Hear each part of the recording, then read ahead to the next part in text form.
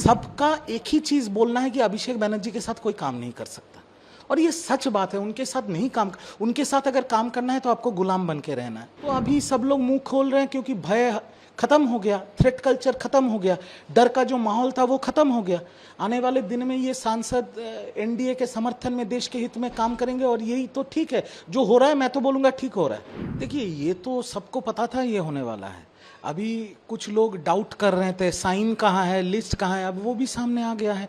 और मेरे को जितना पता है कि शायद मंडे को, सोमवार को, ये सारे सांसद जाएंगे लोकसभा के स्पीकर ओम बिरला जी से मिलने के लिए, और रविवार को एक बहुत बड़ा मीटिंग होने वाला है, और शायद वहाँ पर बंगाल के मुख्यमंत्री भी उपस्थित रहेंगे, जितना मेरे को खबर है। अब बाकी देखने वाला बात है।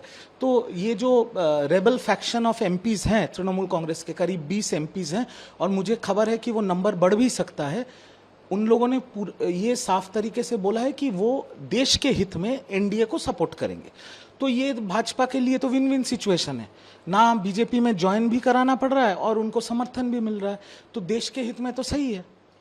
अभी जो बीजेपी के लिए विन विन सिचुएशन है, ठीक है, अच्छी बात है, लेकिन जो नाम जैसे शायोनी घोष, वो हमेशा से टीएमसी के फेवर में रही है। ऐसी ऐसी बातें बीजेपी के लिए बोलती गई है जो कि सुनने में कुछ लोगों को खराब भी लगे, बस सपोर्ट था उनका टीएमसी के साथ। और एक यूसुफ पठान जिसके लिए पार्टी हमेशा खड़ी रही है जबकि वो आउटसाइडर थे। देखिए, आपको एक चीज समझना पड़ेगा। अभी बहुत लोगों को बहुत नाम से बुलाएंगे। कोई बोलता है रैट्स, कोई बोलता है गद्दार, कोई बोलता है ये, कोई बोलता है वो। पर आपको एक चीज समझना पड़ेगा, जो करियर पॉलिटिशियन है उनको तो राजनीति करना पड़ेगा।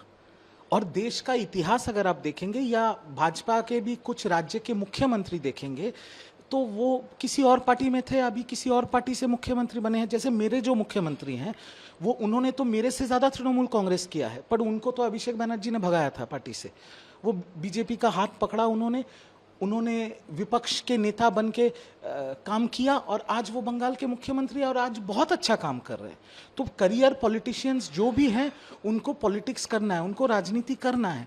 अब रहा शायोनी घोष का बात, आपने पूछा मेरे से, कल उनका एक वीडियो सामने आया एयरपोर्ट में, तो वो सफ़ेद साड़ी भी मुझे नहीं दिखी, सफ़ेद हवाई चप्पल भी मुझे नहीं देखा। मुझे तो पहले देख के लगा कि कोरोना का फोटो है, वो ऐसे मास्क वास्क पहन के, सर्वर छुपा के।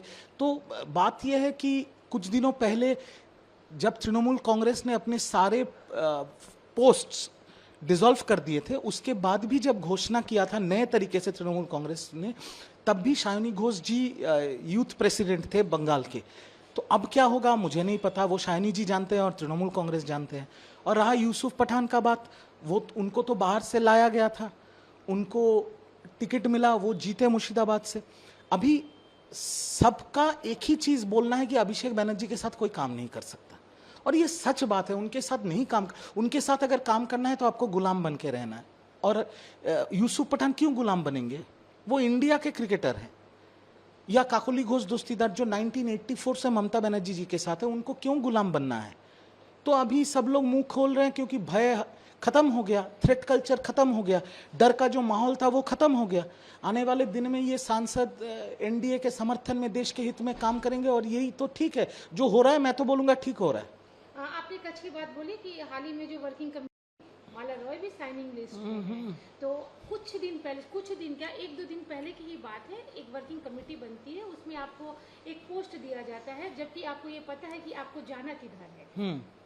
आप उस मीटिंग में थे कि नहीं थे, ये बात की बात है, लेकिन आपको पता है आपको जाना कहाँ है, उसके बाद भी आपको पोस्ट मिलता है। इसका मतलब पार्टी से कोऑर्डिनेशन तो था ही नहीं आपका। नहीं, पार्टी का तो कभी भी किसी से कोऑर्डिनेशन नहीं रहा है।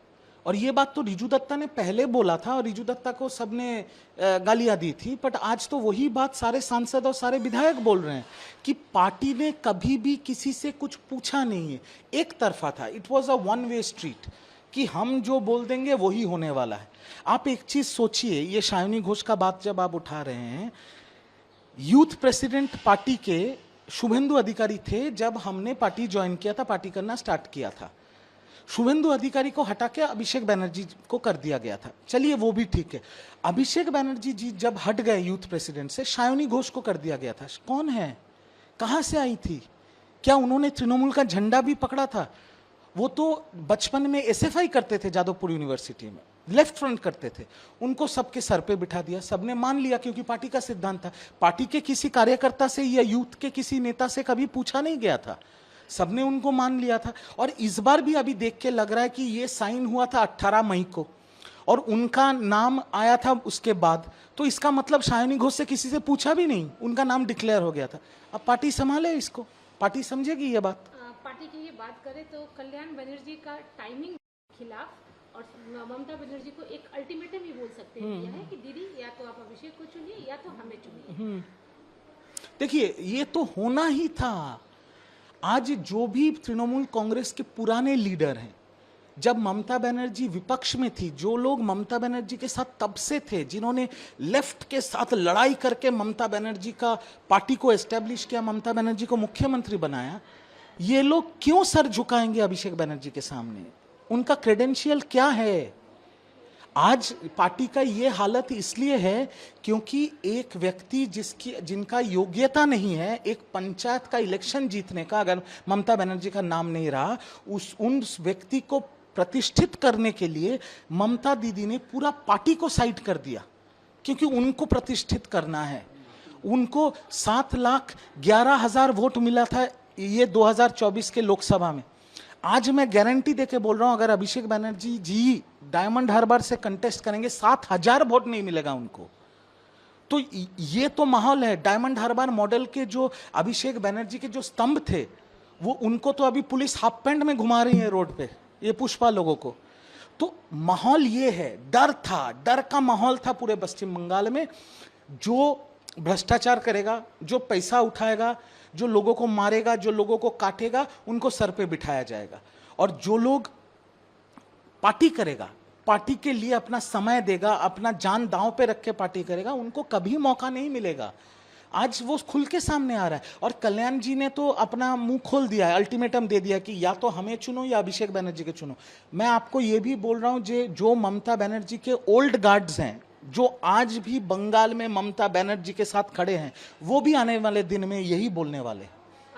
ये जो पुराने कुछ एमपीज भी बोलेंगे, क्या वजह है कि उन्होंने साइन नहीं किया? क्योंकि उन्हें भी पता है कि पार्टी के भीतर चल क्या रहा है। देखिए, कुछ लोग साइन नहीं कर रहे हैं क्योंकि उनकी मजबूरी है। उनको जिस जगह से वोट मिला है, उस जगह में उन्होंने सर्वे किया है और सर्वे करके उनको पता चल गया अगर वो साइन करेंगे तो आने वाले दिन में उनको वोट नहीं मिलेगा, तो वो इसलिए बंद चुप है। और कुछ लोग इसलिए साइन नहीं कर रहे हैं क्योंकि उनके लिए बीजेपी का दरवाजा बंद है। मैं सीधी खुला ये बात कर रहा हूँ, तो इसीलिए वो लोग अभी भी साइन नहीं कर रहे हैं।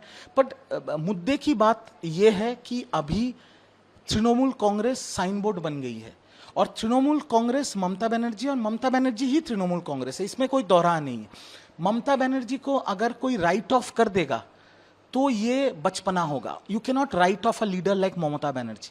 बट ये भी सच्चाई है कि आज बंगाल में जो माहौल है या दिल्ली में जो माहौल है, अगर ममता बनर्जी जी को तृणमूल का अस्तित्व बचाना है तो अभिषेक बनर्जी को काट के फेंक देना पड़ेगा, क्योंकि तृणमूल कांग्रेस का कैंसर है अभिषेक बनर्जी। और अगर तृणमूल कांग्रेस को बचाना है तो अभिषेक बनर्जी को काट के ममता दीदी को फेंक देना पड़ेगा। अभिषेक बनर्जी कल सीआईडी गए थे, ऑफिस मामला वही फौजरी सिग्नेचर का था, यानी कि असेंबली में कौन राज करेगा, कौन सा विपक्ष रहेगा, टीएमसी का एक्चुअल जो टीएमसी जिसे बोला जाए वो, या एलओपी जो बन चुके थे ऋतु बच्चन। देखिए, सीआईडी ने उनको फिर संडे को बुलाया है, दोपहर को शायद 2 बजे या शाम को 4 बजे, ऐसा कोई टाइम पे उनको फिर से बुलाया है सीआईडी ने। अब सीआईडी उनको बार बार बुलाएगी, बचने का कोई जगह नहीं है, क्योंकि नकली साइन करके चिट्ठी अभिषेक बनर्जी जी ने साइन करके दिया था पश्चिम बंगाल विधानसभा के स्पीकर को। यह बहुत बड़ा अपराध है। अभी हाई कोर्ट का रक्षा कवच है उनके पास, तो जब तक रक्षा कवच रहेगा उनको 100 बार बुलाया जाएगा, वो 100 बार जाएंगे, इंटरोगेशन फेस करेंगे, घर आ जाएंगे। जिस दिन रक्षा कवच उठ जाएगा उस दिन खेला खत्म हो जाएगा। क्योंकि आप देखिए, सिर्फ उनके ऊपर ना बहुत से मामले उनके सर के ऊपर झूल रहा है। अभी गौ तस्करी में उनका नाम है, कोयला तस्करी में उनका नाम है, बालू तस्करी में उनका नाम है, टीचर्स रिक्रूटमेंट स्कैम में उनका नाम है, फर्जी साइन, विधायकों के फर्जी साइन मामले में सीआईडी के केस में उनका नाम है, अवैध निर्माण करने के लिए उनके घर के ऊपर कोलकाता म्यूनिसिपल कॉरपोरेशन का केस चल रहा है। कहाँ तक भागोगे, कितने केसेस से भागोगे? आज नहीं तो कल तृणमूल कांग्रेस के युवराज को चक्की पीसना पड़ेगा, ये तय है। देखिए, दिल्ली में जहां पर तृणमूल कांग्रेस का ऑफिशियल पार्टी ऑफिस था, 20 राजेंद्र प्रसाद रोड, वो हमारे सांसद पार्थो भौमिक का बंगलो था। अब पार्थो भौमिक खुद ही साइन करके चले गए हैं रेबेल कैंप में, इसलिए दीदी का, पार्टी का सारे पोस्टर्स वहां से हटा दिया गया और वहां पर ताला लग गया, तो वो हेडक्वार्टर भी गया। और तृणमूल का यहाँ पर जो टेम्पोररी हेडक्वार्टर था मेट्रोपॉलिटन में, जिसको हम लोग तृणमूल भवन कहते थे, वो भी लीज पे था मॉडर्न डेकोरेटर के पास से। अब मॉडर्न डेकोरेटर ने भी चारू मार्केट पुलिस स्टेशन में, मैंने सुना है, कंप्लेन भी किया है और वो अभी लीगल स्टेप्स ले रहे हैं। कानूनी तौर पे वो अपना जगह वापस मांग रहे हैं, क्योंकि जो लीज था वो खत्म हो गया। बाकी तृणमूल कांग्रेस सत्ता में थी, इसलिए जोर जबरदस्ती उसको दखल करके रखी थी। तो पार्टी का ऐसा हालत हो गया कि सिर्फ सांसद विधायक छोड़ के नहीं जा रहे, पार्टी के सारे हेडक्वार्टर्स भी बंद हो गए, ऑफिस भी बंद हो गए। अभी लगता है सिर्फ एक ही जगह बचा है, वो जो दीदी का घर 30B हरीश चटर्जी स्ट्रीट, ये छोड़ के तो और कहीं जगह नहीं मिलेगा तृणमूल का ऑफिस करने का। बस यही हालत है तृणमूल कांग्रेस का। आपके मोबाइल पर तुरंत आएगी ब्रेकिंग न्यूज, स्क्रीन पर सबसे पहले दिखेगी बड़ी खबर, देश दुनिया की हर खबर एक जगह। अब आपके मोबाइल पर तुरंत फटाफट इंस्टॉल कीजिए न्यूज नेशन ऐप और रखिए खुद को अपडेट।